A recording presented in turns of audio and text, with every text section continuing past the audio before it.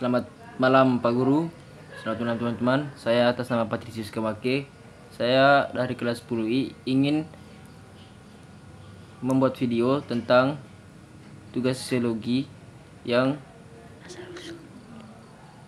menceritakan biografi tentang seseorang dari tokoh sosiologi. Saya mengambil dari sekian banyaknya tokoh, saya mengambil satu tokoh yang bernama Max. Ia dilahir di Bruggenhese, sebuah kota yang saat itu bagian dari provinsi Rhine-Hillir, kerajaan Prusia. Marx berdarah Yahudi, kakek pihak ibunya adalah seorang rabi Belanda, sementara garis ayahnya meliputi para rabi Tri sejak 1703. Sebuah peran yang diambil oleh kakek Meyer Marx, ayahnya, yang pada masa kecil disebut sebagai Herzl, adalah orang pertama dan keluarganya yang meraih pendidikan menengah, dan ia menjadi pengacara dan hidup relatif makmur dan dalam lingkup kelas menengah dengan keluarganya memiliki sejumlah kebun anggur Moselle sebelum kelahiran putranya dan setelah pencabutan emansipasi Yahudi di Rhineland. Herzl berpindah agama dari Yahudiisme untuk bergabung dengan agama negara Gereja Injil Prusia, mengganti nama depan dari Herzl yang berasal dari bahasa Yiddish menjadi Herzi yang dari bahasa Jerman. Marx adalah sepupu ketiga yang sempat dihapus dari penyair romansa Jerman Ernst Hemingway, yang lahir dalam keluarga Yahudi Jerman di Rhineland, yang kemudian menjadi koresponden giat pada kehidupan berikutnya. Marx dan von Westphalen memiliki 7 anak, namun karena hidup dan kondisi buruk saat mereka tinggal di London, hanya 3 yang mencapai usia dewasa. Anak-anak tersebut adalah Jenny Caroline, Jenny Laura, Edgar, Harry Edmund, Jenny, dan 1 orang meninggal sebelum dunia dinamai.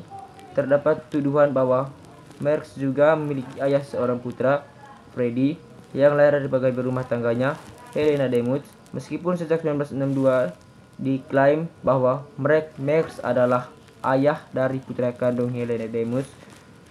Menurut lahir di Trier dalam keluarga kelas menengah, Marx belajar filsafat Hegelian.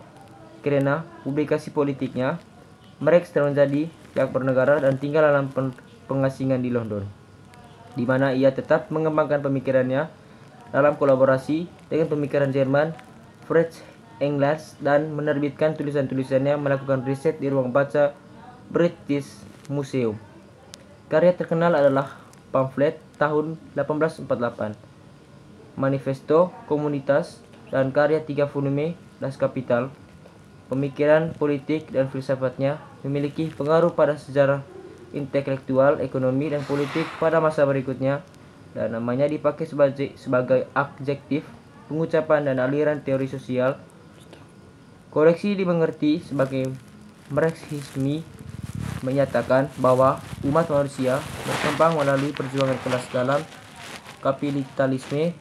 Manifest itu sendiri berada dalam konflik antara kelas pemerintah, dikenal sebagai bourgeois, yang mengendalikan alat produksi, dan kelas buruh, dikenal sebagai proletariat, yang dapat diperalat dengan menjual tenaga buruh mereka sebagai balasan untuk upah. Memajukan kesepakatan kritikal yang dikenal sebagai materialisme sejarah.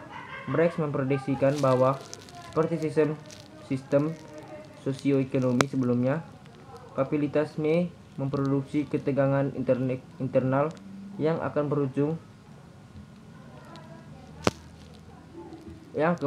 pada penghancuran diri dan digantikan dengan karyanya dalam ekonomi. Menjadi dasar sebagian besar pemahaman tenaga kerja pada saat ini dan hubungannya dengan modal, dan kemudian pemikiran dan ekonomi.